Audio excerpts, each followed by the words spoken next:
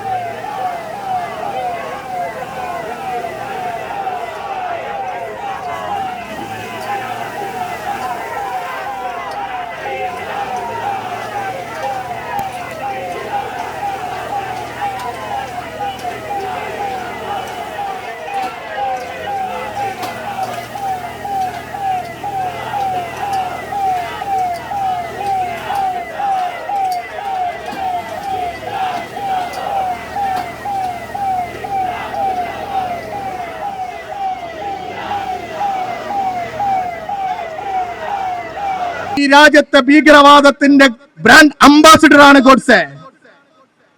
ഈ രാജ്യത്ത് മതനിരപേക്ഷ വിശ്വാസികൾ വിശ്വസിക്കുന്നത് ഈ രാജ്യത്തെ ഏറ്റവും കൊടും ക്രിമിനലും തീവ്രവാദിയുമായിട്ടുള്ള ഗോഡ്സെ, ലോകത്ത് തന്നെ തീവ്രവാദ പട്ടികയിൽ എണ്ണുന്ന ഗോഡ്സെ ഒരിക്കലും മഹത്വവൽക്കരിക്കാൻ ശ്രമിക്കില്ല ഈ ക്യാമ്പസിലെ ഒരു വിദ്യാർത്ഥി പോലും എന്നുള്ളതാ.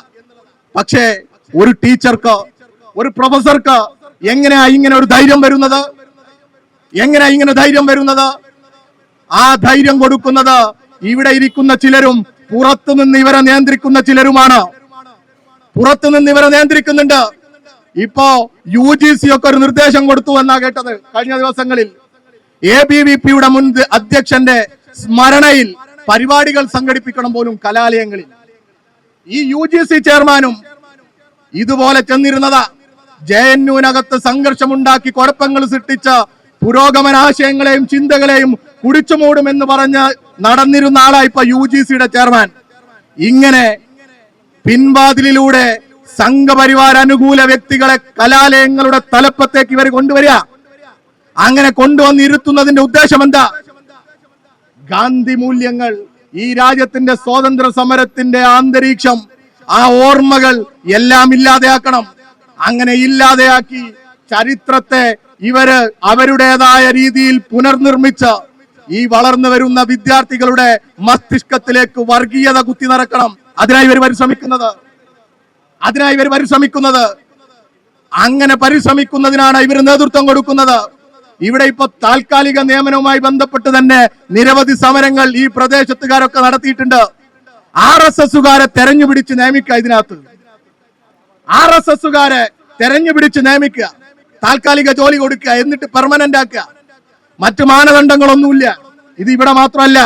കഴിഞ്ഞ ദിവസം കോടതി പറഞ്ഞല്ലോ, കാസർഗോഡ് കേന്ദ്ര സർവകലാശാലയിലെ നിയമനത്തെക്കുറിച്ച്, PRO നിയമനത്തെക്കുറിച്ച്. ഇങ്ങനെ കേന്ദ്ര സർവകലാശാലകളിലെല്ലാം ഇതുപോലെ ആളുകളെ അങ്ങ് തിരികെ കയറ്റാനുള്ള ശ്രമം നടക്കുന്നുണ്ട്. ആ ശ്രമമൊക്കെ ഇവർ നടത്തുന്നത് ഈ കലാലയങ്ങൾക്കകത്ത് ഇവരാഗ്രഹിക്കുന്ന തരത്തിൽ ചിന്തിക്കുന്നവരെ സൃഷ്ടിക്കണം എന്ന് തന്നെയാ. അങ്ങനെ സൃഷ്ടിക്കാനാണ് ഇവർ പരിശ്രമിക്കുന്നത്. അങ്ങനെ ഒരു കലാലയത്തെ ആകെ വിട്ടുകൊടുക്കാൻ മനസ്സില്ലാത്തവരുടെ നാടാണ് ഈ കേരളം.